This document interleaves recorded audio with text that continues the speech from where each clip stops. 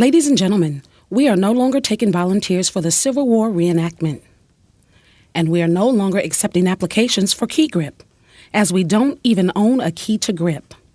We regret to announce, but the role of the elephant trainer has been filled, as has the lion tamer. However, we are still accepting applications for a chimpanzee. Please note, this is for an actual chimpanzee and not a chimpanzee trainer. The washing machine repair specialist grade 5 position has been filled. The position of train engineer has been upgraded.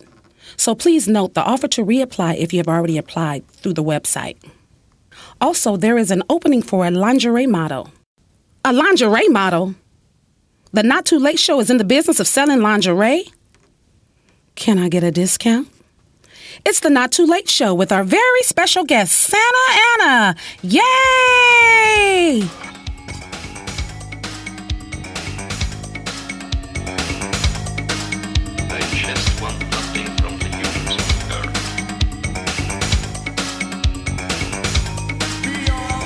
Hello and welcome to another edition of the Not Too Late Show. We are broadcasting to you live just a mile east of I-90 on the third large rock on the right, just overlooking the Greasy Grass River. I have with me to my left, because I am left-handed, my sidekick and Renaissance woman, Carrie Kaufman. Howdy. Howdy. So, Carrie. Yes? Carrie. Hank, why do you sound like the other shoe is about to drop? I'm not wearing shoes. Okay, come on, you know what I mean. Aren't you going to ask me why I'm not wearing shoes? No. Okay, all right. I'll tell you why I'm not wearing shoes, Carrie. Because April is National Foot Health Month, and I am keeping my feet healthy by freeing them from their bondage. Hank, I'm not sure how to break this to you, and, okay, I'll read this anyways. Hank, it's not April, it's March. National Foot Health Month is next month. You are such a buzzkiller. I guess I'll put my shoes back on. No sense wilting the microphones. Okay. Now, was there an actual message in there somewhere, or is this just playful banter to kill time before I please beg you to let me talk about Doctor Who? Yes, please do so while I put my shoes back on. Okay, and just out of curiosity, why do we have a Doctor Who moment in this? Why do we have a Doctor Who moment? Yeah. Yeah, don't you always talk about Doctor Who? Strangely enough, I was actually giving you a break this month. Oh!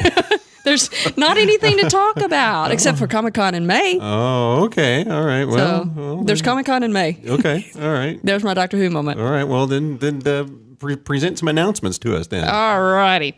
Well, a quick shout out to TFOK Radio in Oklahoma, who air our pre-recorded episodes every Sunday night at 7 p.m. Central Standard Time. So go check out their station at Spreaker.com/JSpazRadio. And of course, everything I'm saying, if I manage to do a video, it's going to be right there at the bottom, or just check out the comments below. And guess what I did to the website, Hank? I've got no clue. No clue at all. Have you not been to the website? Dude, you know how hard I work on that thing? I trust you. There's your second mistake. We now have a donate button. And so I've been telling people, I've been annoying people with this. So all our dear listeners out there, you can help us record more shows. Right now, we have the funds. Yes, it comes out of our pockets. Okay, actually, it comes out of Hank's pockets, and he's the one who kind of pays for it. And I digress. Anyways, right now, we have the funds available to record 3 shows a month and air them on TFOK. Unfortunately, TFOK is not exactly free either. We would love to continue doing all of this for our fair listeners out there, but we really do need your help in order to do that. If you like what you're hearing or watching, please go to our website, click on the button. You can donate a one-time donation of however much you like, or you can sign up for a monthly donation. It's all through PayPal, so it's quick and it's painless. Also, if you have a business that you would like to advertise on our show, please get in contact with us, and you can do that via Twitter, Facebook, or use the Contact Us button that is on the right side of the website. And thank you in advance for your support. Y'all are awesome. Peace out. Right. Cool. Carrie, since this is our March 2nd edition of the Not Too Late Show, we have a very special guest that just happens to coordinate well with our March 2nd theme. All right. Don't tell me. March 2nd is Battle of the Bulgarians? No. Is it the 410th anniversary of the sailing of the Oysterstück? Nope. If the Oysterstück were ever to sail, it would sail on March 12th, not the 2nd. One more try, and you get to talk about Doctor Who next week. Ooh. All right. See Texas Independence Day? No, wait, what did you just say? Texas Independence Day? That is correct. Woo! Yes, Texas became an independent nation, separating from Imperial Mexico in 1836. Therefore, we have in the studio Antonio de Padua, Maria Severino Lopez, El Camino, Cucaracha, Mariachi, San Bernardino, Ypsilanti del Taco, de Santa Ana. Wow, man, look at all them medals. Hey, where'd you get that one for? This one? I received this medal for bravery standing in line at Walmart.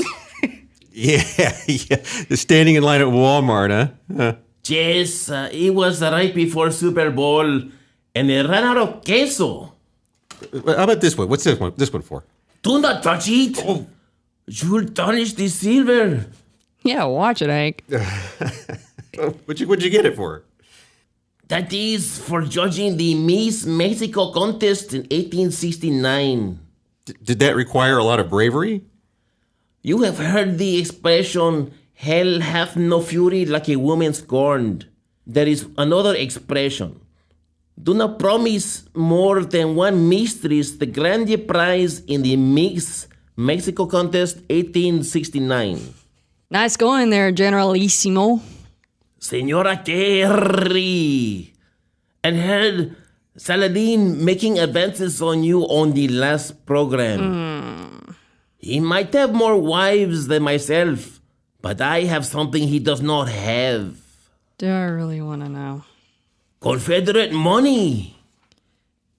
Actually, that might be worth something today. See? I know what women like. Yeah, he speaks my language. Put it right there. Gary, I don't know if I'm as formidable as Davy Crockett or Sam Houston, but I'm ready to go up against the Generalissimo here. All right.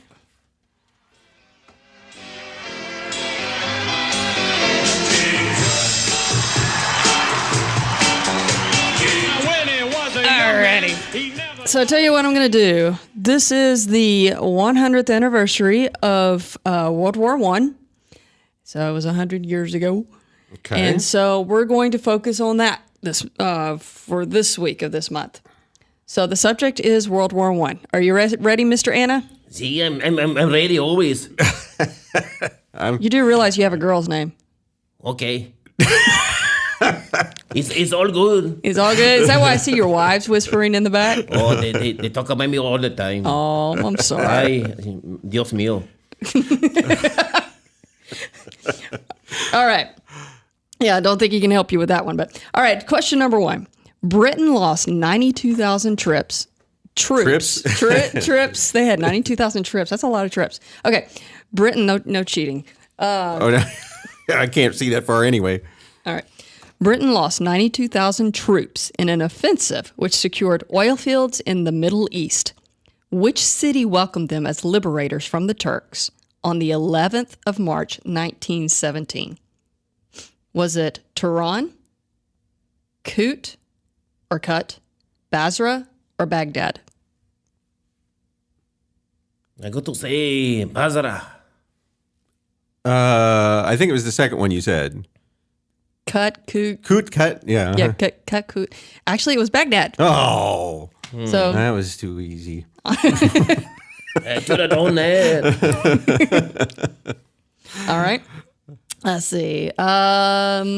Who sent orders to troops to liquidate an entire ethnic group during World War I?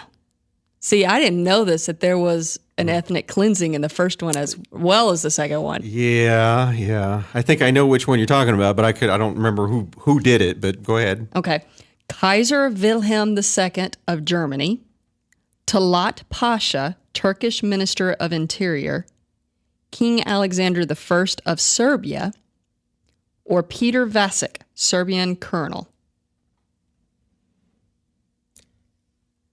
I got to say it's King Alexander I. Okay. How about you, Hank? Was that one of the choices? That was actually one of the choices. Oh, okay. I wasn't listening then. I'm going to go with the second one. I think it was that Turkish guy. It was Talat Pasha. Yeah. Yep. And in the note that it has here is the Armenians were the first victims of systematic genocide in the 20th century. Yes, the Armenian, expulsion and genocide, yes. Oh, that's terrible. I didn't know about that. I didn't know about it until a couple of years ago, and I was like, whoa. So if I might ask real quick, why were they trying to get rid of the Armenians? What was the story there? I don't know what the strategery was behind it. Yeah. I don't. It's been a couple of years since I read about it, so I can't rightly tell you off the top of my head. But, I didn't know if it was like Hitler's whole thing of creating a pure race and getting rid of the. Well, I think there was some other strategy behind it other than that.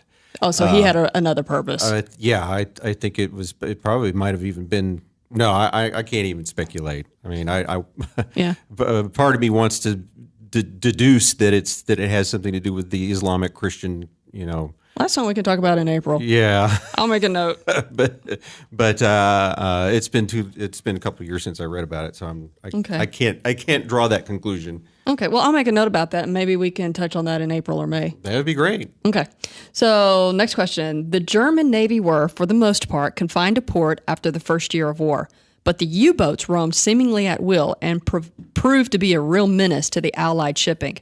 Approximately how many British ships were sunk during World War I? 100, 500, 5,000, or 1,000? British ships? We talking British ships? Just the British ships. How many were sunk during World War I? What do you think, Mr. Anna? Well, look to say, just a pure guess, 500. Okay. I don't think it was 5,000, but it might have been 1,000 was a choice. You got it. Mm-hmm. You got it. Good job, Hank. Yay. Yay. Celebratory music. Woohoo. Oh, that ding, ding, dinger was just for you just now. Yeah, and a note here, the United States also lost ships to the U-boats. So this was a matter of national some commercial ships, yeah. Wow. Yeah. All right, last question. We entered late. We did? Yes, we did. Is that kind of the story of our life? We did the same thing in World War II. We entered late. In World War I, we were provoked. I mean, we were already being provoked, and Wilson was still holding back. Mm-hmm. Pearl Harbor was, I think by the time that we got to Pearl Harbor in 1941, I think people were ready. Yeah. They were ready to fight back. But in World War I, everybody was, I don't know what was going on. Mm-hmm. It was, we waited a long time. I guess maybe that's why World War II was so significant, because a lot of people remembered World War I. Yeah. I've never thought about that before. Yeah, well, yeah. That's why people were so ready to go. Oh, yeah. Yeah, yeah. All right, last question. World War I technology improved to the extent that airships and airplanes could drop bombs on towns and cities miles from the front lines.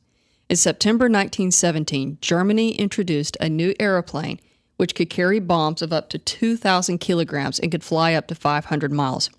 What was this machine called? Was it the Mega, the Giant, Colossus, or Mountain? Senor Anna? To say Colossus. Okay. Senor Hank? I believe it was the Mega. Okay, final answer?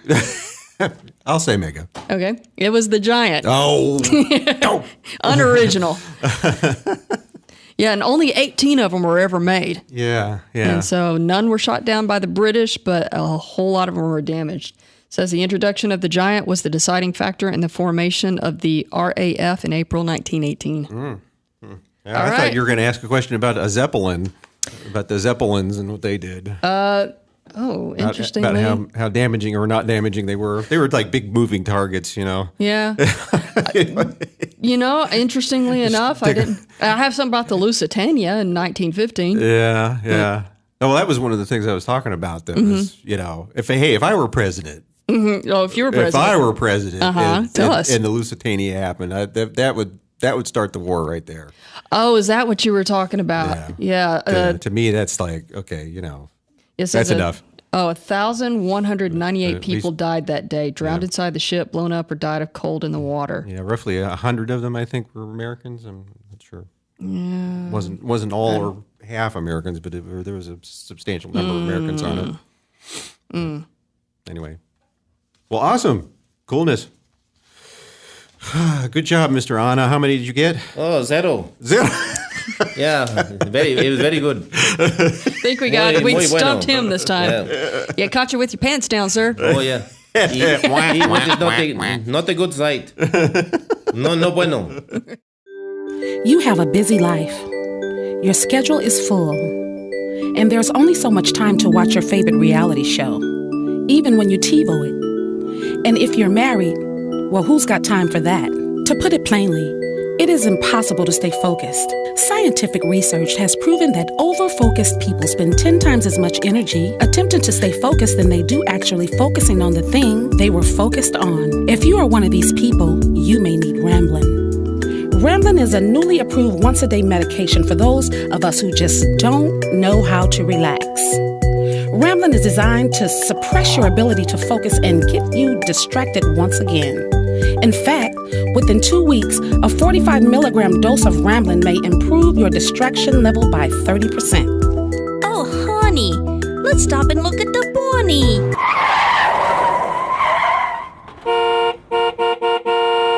With Ramblin', you'll find yourself looking at the world in a whole new light. If you are suffering from depression, bipolar disorder, or leprosy, this drug is not recommended for you. Side effects include deafness, IBS, hypochondria, swelling of the frontal lobe, running into walls, driving into the opposite lane, and a general feeling of... Hey, look at the pretty lizard. Okay, well, we're back now, and it's time for History Strikes Back. As I said, March 2nd commemorates the duo bi-semi-sesquiquagesimimal anniversary of the Texas Republic. Okay. That's quite a mouthful. Yeah. That's one thing. That's the big thing. That's the big March 2nd thing. And really, I could just stop there since I'm Texan. But we'll mention some other things. We'll mention some other things. There's the Battle of Waynesboro, which involved, well, not general. He wasn't a general at the time, but it involved Custer. And when he was a Union person and versus Jubal Early in 1865. There was a movie called The Secret Service of the Air, and here's the description of it I found online. Brass Bancroft and his sidekick Gabby Waters are recruited under the Secret Service and go undercover to crack a ruthless gang that smuggles illegal aliens. Wow. Doesn't that sound cool? Wonderful. All right. Santa Ana. We're in Santa Ana. Now, did Santa Ana ever meet Custer, or was that about the same time period? Or was it? I don't recall seeing him at all. Oh, okay. No sé. Was that about the same time period? Well, yeah, they were contemporaries of sorts, but I don't know. I don't know if they ever drank together or anything like that. I don't think Custer drank. I think he just ate custard. He just. I've always wanted to make that joke or something similar. Was he kind of pasty? Maybe a little yellow on the tongue. Oh goodness! Little caramel hair color thing going on up there. I was going to say that he liked women, but yeah, that's where I was going with that. I'm going to stop there. Anyway, but the Secret Service of the Air from 1939 starred Ronald Reagan. Really? Yeah. That's cool. I got to go check that thing out online. I got to get it on Netflix or something like that. It's just like I've never heard of the movie, and the plot just sounds fascinating. It does. Well, the interesting thing, he's actually was a pretty decent actor. He was not bad. He was not bad. I think he got kind of stuck in some B rolls and that kind of you know how the studios were then. It was like, well, once you're in one B roll movie, then right, you are right. It's hard to get out of it. Isn't that how he met Nancy? Wasn't she an actress, or they met somewhere and all that? He was married to Jane Wyman, who was an actress. Okay, that's what I remember. Yeah, and they divorced after 4 or 5 years, I think. And then he met Nancy Davis, who was an actress of sorts. I can't tell you anything Nancy Davis was in, but I think he met her, a little bit later, Okay. down the road. The Concorde makes its maiden flight in 1969.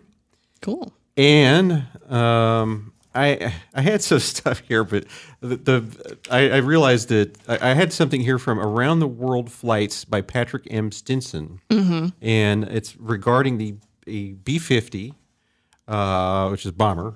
I didn't even know there was a B-50. My father was in the Air Force, and I've never heard of a B-50.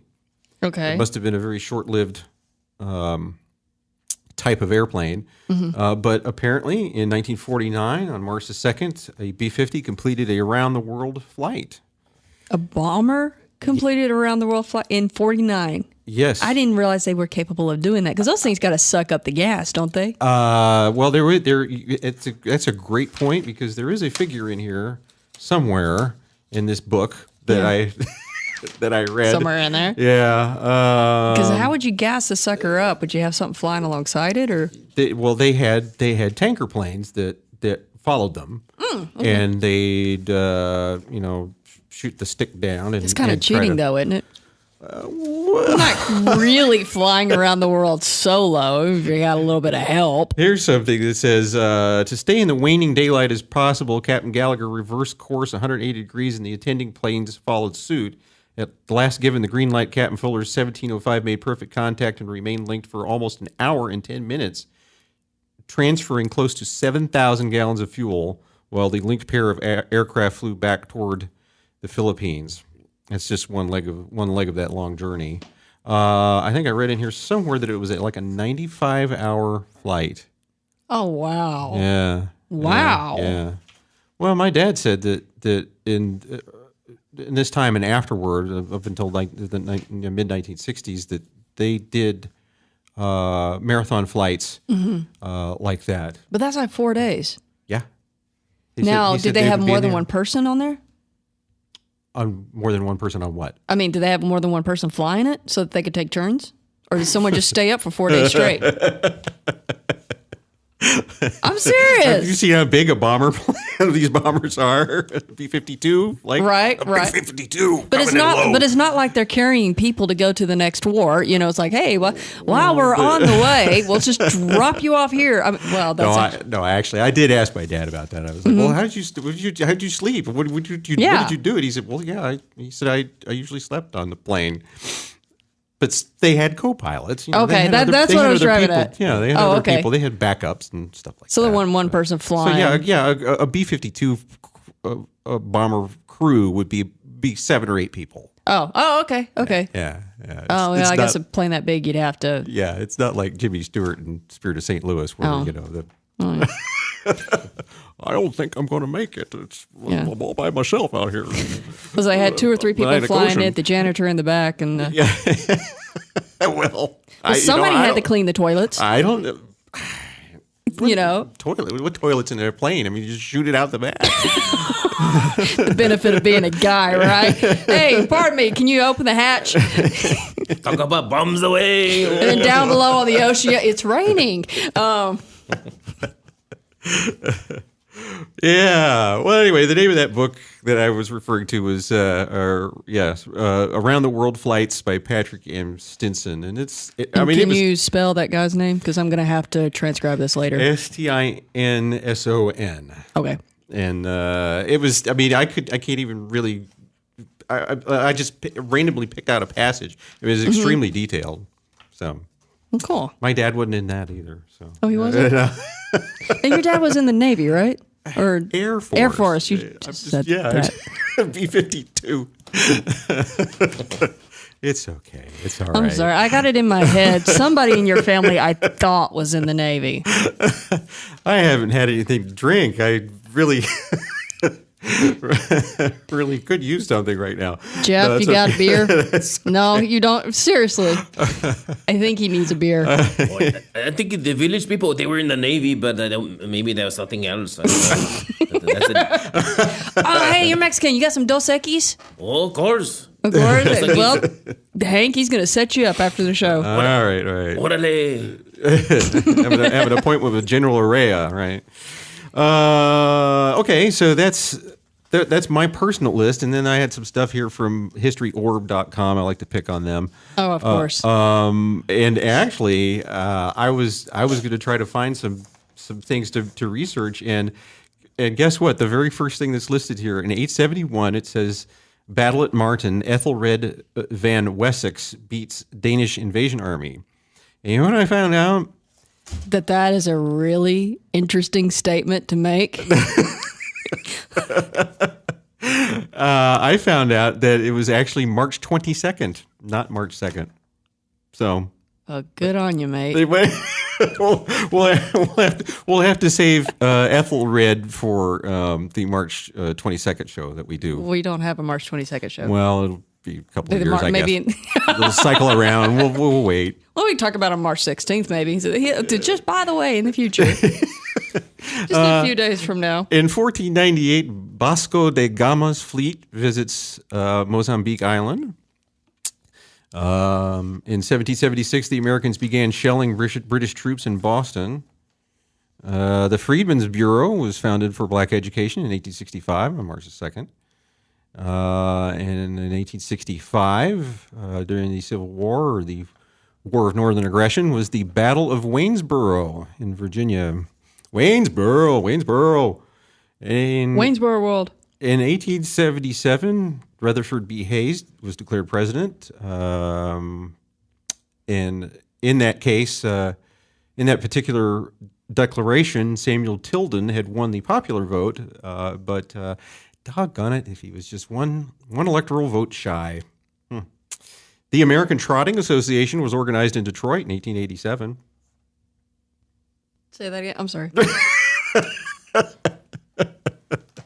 Dang it. The American You did that on purpose. The American Trotting Association was organized in Detroit. The American Trotting Association. Yeah. So is it a equestrian something or other? Beats me. Or instead of jogging, they all went out to trot? Or were they all hot to trot? In 1887, I don't know. I don't think they were hot enough to trot by then. Oh, it was it in August? No, it was in March. Yeah. It's really local to me. I concur. Crazy Americans. In 1904, official playing rules of professional baseball clubs was adopted. Why did I circle that? Oh, I didn't circle that. I just sloppily. That was just very sloppy circling. I was actually going to say in 1903, Martha Washington Hotel, catering to women only, opened in New York City. Oh, wow. Cool. Yeah. Is it still there? How about them broads? Probably, maybe not. I don't know. 1903? I don't know. No. What's the name of it? It fell down during the women's lib movement. Oh, are you serious? Or just wishful thinking? What was the name of it? Martha Washington? No. Martha Washington Hotel. Opened in New York City. In 1941, in World War II, the first German military units entered Bulgaria after it joined the Axis Pact. This was one I was very interested in. 1942, the 14th Academy Awards, How Green Was My Valley, and Gary Cooper and Joan Fontaine won that year. So, How Green Was My Valley is actually a very sobering, fun movie. It's a good movie, very good movie. And then in 1944, just 2 years later, Casablanca won Best Picture. Jennifer Jones won, I'd assume, Best Actress, but it might have been Supporting Actress. And then Paul Lucas won in 1944. And then, and I found another thing here. In 1945, it says the 8th Air Force, this is per HistoryOrb.com, 8th Air Force bombs Dresden. Well, I tried to look that up, because I was curious about that. Okay. And it actually was February 13th through 15th. And that's according to the Air Force Historical Studies Office. So how did it end up in March? I don't know. Yeah, history or about it again. I mean, that's not even, Gregorian versus Julian calendar. It didn't even work there. And I think... Let's see. For 1956, Morocco tears up the Treaty of Fez and declares independence from France. And then there's the Super Fortress B-50, the history, or mentions the B-50 Super Fortress doing the nonstop around the world flight. And the other thing I didn't mention about it is that it started in Fort Worth at Carswell Air Force Base in Fort Worth, and went all the way around, and then Cool. came back to Fort Worth. So local claim to fame there. Yeah. Okay, and then Wilt Chamberlain scores incredible 100 points in an NBA game in 1962. Oh, nice. And I found that hotel. Oh, yes. Unfortunately, it is not in operation anymore. I think the building says, at the turn of the last century, single professional women had a difficult time finding places to live in which they were free from the suspicion of immoral behavior. A group of reformers responded in 1903 by building a hotel exclusively for women, the Martha Washington, at 30 East 30th Street through the block to 29th East 29th. That's, wow, quite repetitive. Though quite average architecturally, it is one of New York's newest landmarks. And the Martha Washington remained a women's hotel until 1998, by which time it was a musty, definitely old-fashioned place. Now the King and Grove Hotel, it is a trendy spot with glove leather upholstery, chrome, and theatrical lighting. Last month, and then I think they just... they basically, it sounds like they just redid it. And I love what somebody says here down in the comments. The lady moved into the Martha Washington in 1985, and she said, what was it? The elevator worked, but you could never be certain what direction it would go. We all learned to just get on when the door opened, and you would eventually get to the floor you needed. So anyways, yes, the building's still there. It's just not the same thing anymore. Yeah. Well, that's what you get when you let women run things, right, Santana? Yeah, Watch it. You got that right, man. Yeah. Careful. Remember, I do have a black belt. Yeah, I'll be without a sidekick for too long and be receiving a sidekick. Yeah, just remember, I do the website, the social media, most of it. If I go, it all goes. Okay. Book club. I've got a good mind to join a club and beat you over the head with it. Carrie, what is the third rule of book club? If the book makes you go limp, stop reading it. Yeah, that's about right. Okay. I'm going to cheat and refer to a book we've already talked about on the show, Blood of Heroes. Okay. I don't know if we've actually done a formal review of it. My memory is terrible. Skimmed through it. Yeah, well, one of the more storied stories of American history has got to be the Alamo. And like any good Texan, I've been to the Alamo at least 4 times in my life. There you go. For each decade I've been around. Oh, before you get any further, just for our listening audience, name of the book and who's the author and publishing company if you happen to have it. Blood of Heroes by James Donavon. Okay. Publishing company, don't know that. Okay. But Blood of Heroes, the 13-day struggle for the Alamo and the sacrifice that forged a nation. Awesome. And I've talked before about, like progressivist thought and teaching and how particularly in the age of Common Core and other federally backed school-age curriculum programs, history has really been ruined for all of us. There were a couple of books that came out in the 1990s and early 2000s that tried to make the Mexicans seem not so bad under Santa Anna and made the Americans look bad. But they attempted to imply that the Alamo for Texans was about conquest and domination.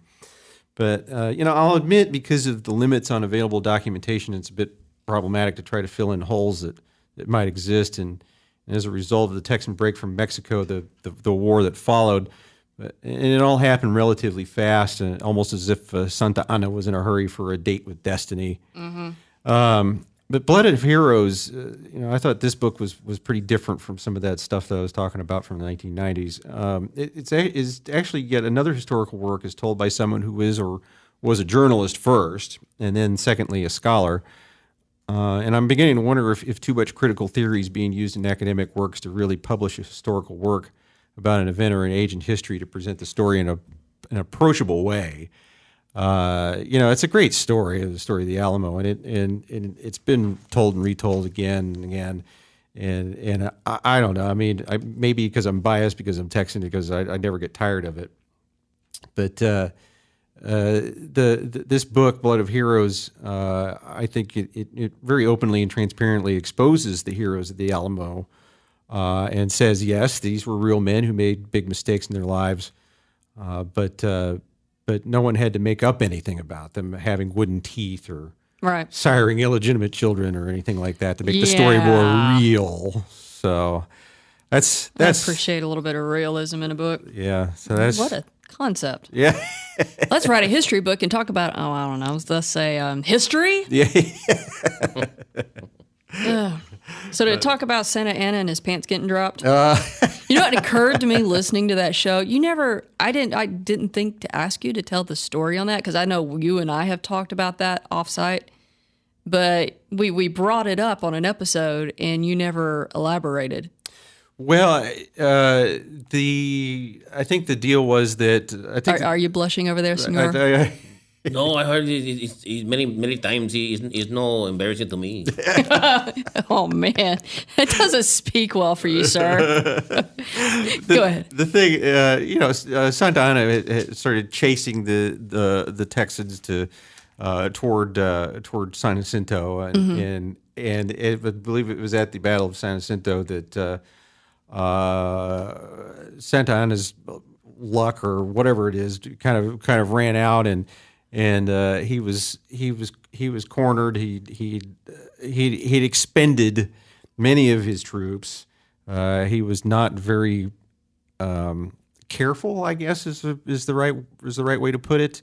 I would think so. Yeah. He felt that his troops were expendable, and a lot of them